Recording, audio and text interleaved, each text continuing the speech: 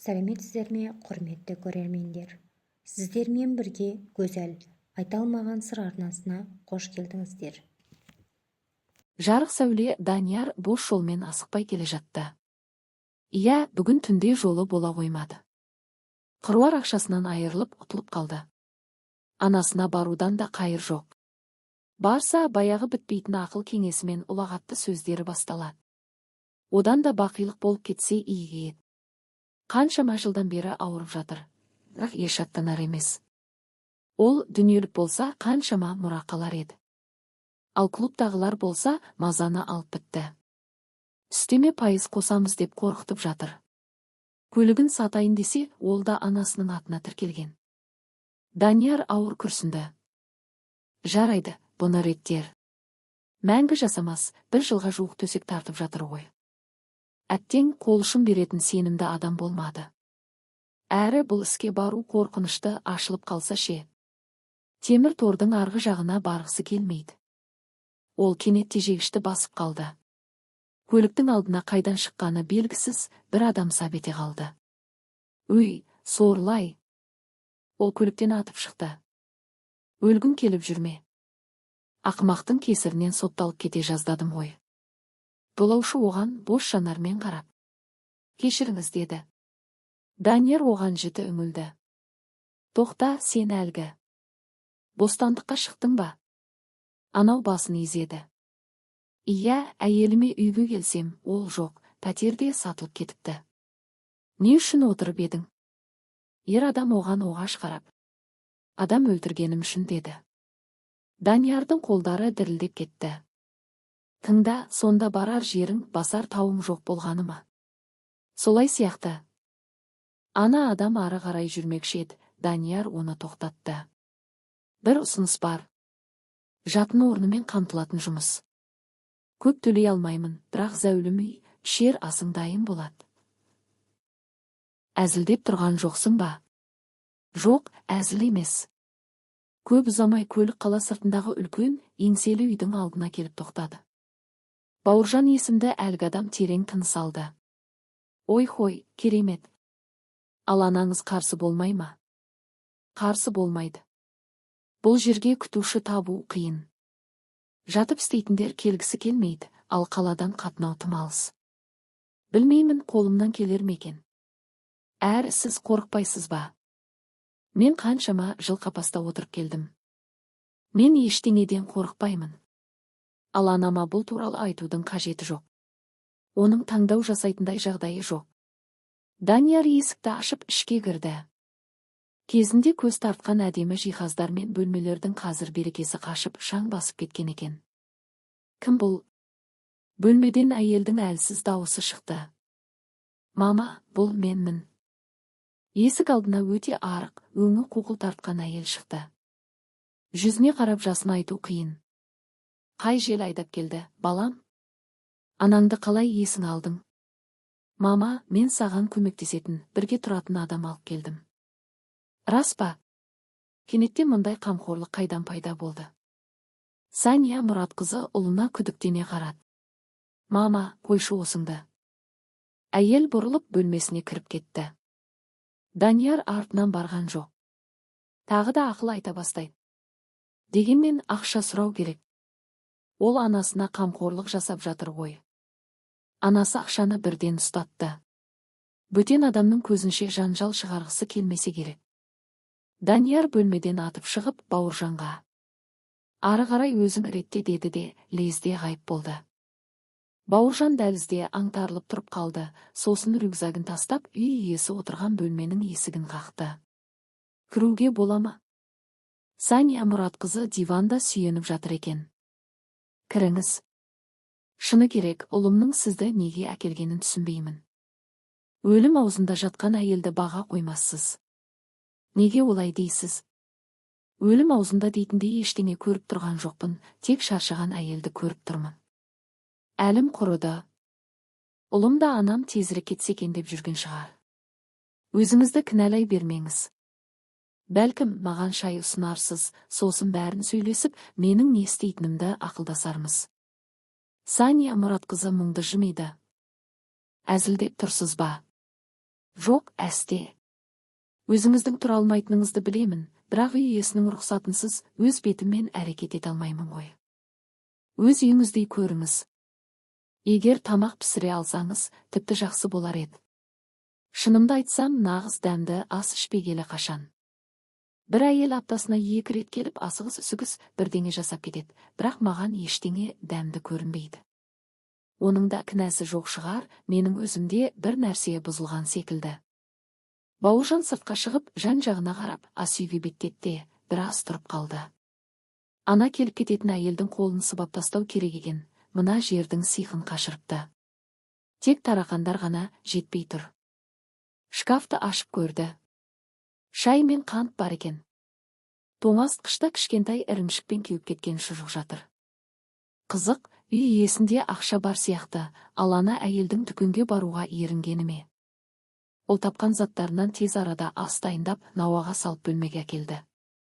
Менің есімім Бауыржан. Осыдан 8 жыл бұрын түрмеге түстім. Әйелім екеуміз кешкісін қонақтан қайтып келе жатқанбыз. Мен түнгі дүкенге су алуға кіріп кеттім, шықсам, оған 2 мас жігіт тиісіп жатыр екен.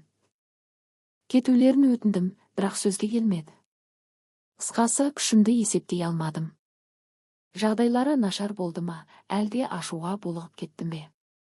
Біреуі сол жерде тіл тартпай кетті, екіншісі өмірлік мүгедек болып қалды. Бостандыққа шықсам, әйелім басқаға тұрмысқа шығып, пәтерді сатып жіберіпті. Міне, осындай хикая. Егер кетпесеңіз, қазір-ақ кетемін. Сания Мұратқызы ұзақ үнсіз отырды да былай деді. Жоқ, кет демеймін. Мен неден қорқам?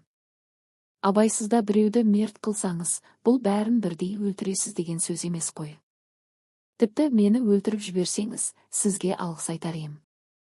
Мұндай бейшара күйде өмір сүргім келмейді. Қолымнан ештеңе келмейді. Сөніп барамын, бірақ үзіле алмай жатырмын.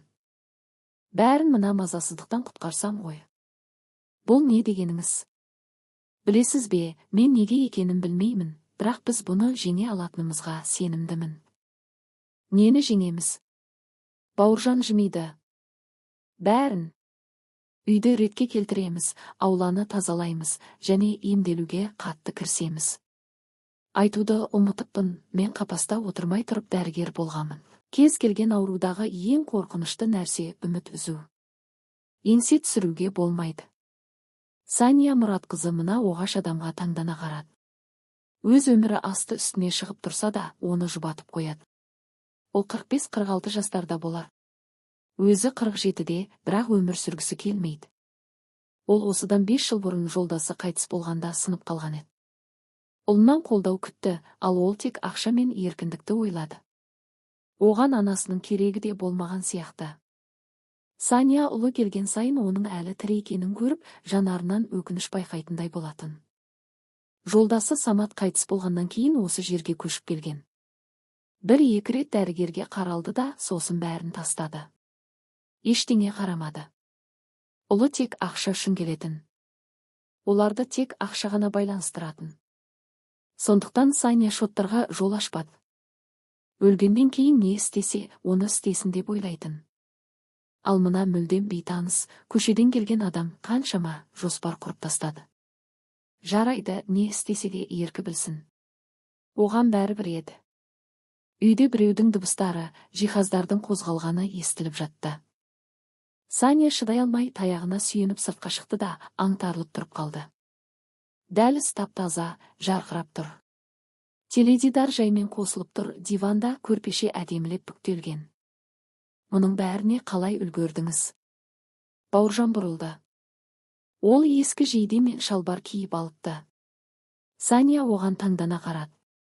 Ол өте қарапайым әрі жақын адамдай көрінді. О, келгеніңіз қандай жақсы болды. Қане, сізді мына диванға жайғастырып көрпешемен қымтайын. Сіз теледидар көріп отырыңыз, ал мен тоңазытқыштан кішкене картоп пен тауық етін таптым. Жарты сағаттан кейін кешкі ас дайын болады. Бауыржан оның отыруына көмектесті.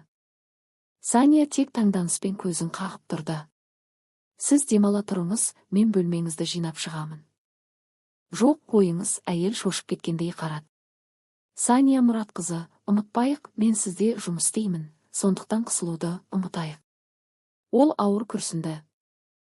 Бауыржан кеткен соң көзін теледидарға бұрды. Оның бөлмесінде де теледидар бар еді, бірақ баптаулары бұзылып, дұрыс көрсетпей тұрған. Ұлынан сұрағысы келмеді. Сания еріксіз жымиды. Экранда ескі комедия жүріп жатыр екен. Ол қалай көзі ілініп кеткенін байқамай қалды. Көз ашқанда қасында біреу тұрды. Бұл Бауыржан еді. Ол диванның қасына жылжымалы үстелді әкеліп ас қойып жатыр екен. Сания иісті сезіп, «Ой, иісі қандай керемет», деді. «Әрине, тырыстым ғой. Енді аздап көк шөп пен саңырауқұлақ болғанда тіпті тамаша болар еді». Сания тәрелкеге қарады. Тәбеті жоқ еді.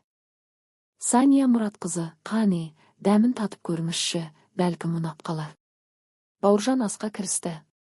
Әйел оған жымиып қарап отырып, тауық етінен кішкене үзіп алды. Сосын тағы аздап жеді. Бауыржан комедия туралы бірдеңелерді айтып, әңгіме дүкенін қыздырды. Ол бірнеше рет күліп те алды. Кейін бойын ұйқы қысқанын сезді. Тәрелкеге қарап таң қалды, өйткені бәрін тауысып қойыпты. «Бауыржан, сіз сиқыршысыз ба?» «Жоқ, ешқандай сиқыр жоқ. Адам жалғыз болмауы керек. Жалғыз ішіп жеу, жалғыз өмір сүру қиын. Адамға жанында біреудің болғаны қажет, тіпті үй жануары болса да. Барлық адам біреу үшін өмір сүреді. Ал өмір сүретін ешкімін қалмағанда өмірдің мәні жоғалады». Сания оның сөздерін ұйып тыңдады. Керемет ештеңе айтпаған сияқты, бірақ бәрі шындық еді. «Бауыржан, әне бір қобдишада ақша бар. Бұл азық-түлікке және қажетті заттарға. Жетпей жатса айтыңыз, қолма-қол ақша алу керек болады. Не керек, бәрін сатып алыңыз. Мен шаршадым, бөлмеме баруға бола ма? Көмектесейін». Сания Мұратқызы, негізі қозғалу керек, сондықтан ертең таңғы астан кейін бақшаға шығамыз. Ол жақта әткеншек тұрғанын көрдім. Қойшы, мен сыртқа шықпағалы қанша уақыт болды. Міне, соны түзетеміз. Арада 2 апта өткенде үй танымастай өзгерді. Біраз уақыттан соң Сания Мұратқызы өз бетімен гүлейге бастады. Бауыржан тек ауыр жұмыстарға ғана көмектесетін. Ол ұлы келмесін деп ара-тұра оған ақша жіберіп тұрды. Оны көргісі келмеді. Келмесе, демек бәрі дұрыс деген сөз. Егер бірдеңе болса, лезде жетер еді. Арада 1 жыл өтті. «Данияр, сен бір нәрсені түсінбейтін сияқтысың. Мерзім бітті. Мүлдем бітті. Үстеме өсіп жатыр. Сенде 2 нұсқа бар, жоқ 3 нұсқа. Біріншісі, ертең бізге керек соманы әкелесің. Екіншісі, біз сені бір жертөлеге бетондап тастаймыз. Үшіншісі, қарызыңнан құтылғанша барда қызметші боласың». Данияр жұтынып қойды. «Мен ақшаны әкелемін. Мәселе болмайды деп ойлаймын. Анам тірі болса да бәріне қол қойып беретін жағдайда шығар». Ол көлікті қатты айдап келе жатты. Қандай ақымақ еді. Ертерек келу керек еді, мынадай тығырыққа тірелмей.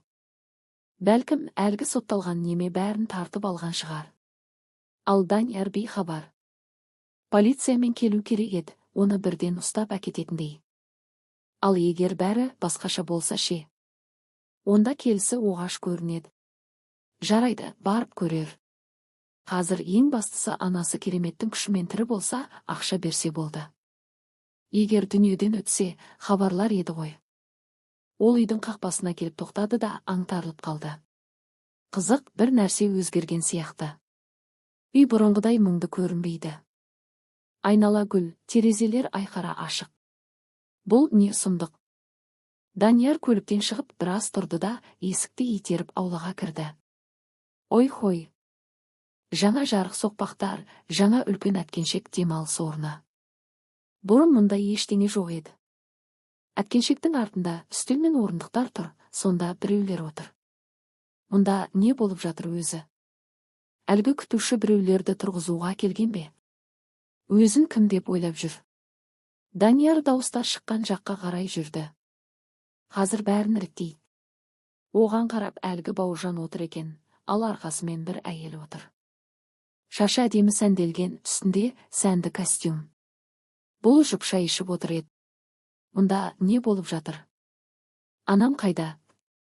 Данияр бос орындыққа отыра кетіп, Бауыржанға ақырая қарады. Сәлеметсің бе, балам? Данияр дауыс шыққан жаққа жаймен бұрылып, аузы ашылып қалды. Бұл әлгі әйел.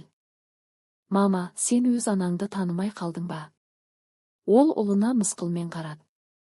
Ол оны қалай танысын? Соңғы рет көргенде кәрі, ауру кемпір еді, ал қазір ең көп дегенде 40 жастағы әйел құсап тұр. Өте әдемі, бояуланған, әшекейлері бар. Бізбен бірге шай ішесің бе? Мен қазір. Ол жеңіл тұрып тағы бір кес әкелді. Осы уақыт бойы Данияр тас боп қатып отырды. Түсінбей тұрмын. Сен мені өліп қалды деп үміттенген шығарсың. Мұраға иелік еткің келді ме? Ал мен райымнан қайттым. Айтпақшы, осыдан біраз уақыт бұрын Бауыржан екеуміз неке қидырдық. Бізді құттықтасаң болады. Не дедіңіз? Не істедіңіз? Ал ақша ше? Қандай ақша? Мен саған өз ақшамды жіберіп отырмын, бірақ сен анаңа көмектесетін жасқа жеттің ғой. Данияр жұтынды. Ертең ақ. Бауыржан мысқылдап. Анаңа сенің қарызың туралы қоңырау шалды деді. Иә, сосын не болды? Саня жымиды. Біз сені 1 жыл жұмыс істеу керек деп шештік, ары қарай көрерміз. Кім болып жұмыс істеймін? Саған не ұсынып еді? Даяшы болып. Данияр атып тұрды. Сіздер әлі бұған өкінесіздер. Деп көлігіне қарай жүгірді. Ол анасының қарызын баяғыда-ақ төлеп қойғанын, бірақ бір шарт қойғанын білгенде жоқ. Әлгі бопсалаушылар оны мейрамханаға жұмысқа алады, ол сонда еңбек етеді. Ал Данияр бұл туралы ештеңе білмеуі тиіс еді. Құрметті менің тыңдаушыларым, осымен әңгіме тамам. Әңгіме ұнаған болса, лайк басып, комментария жазып, тіркеліп қойсаңыздар, өте қуанышта боламын. Сіздерден жай ғана бір батырма, ал менен өте үлкен қуаныш болатын еді. Рахмет.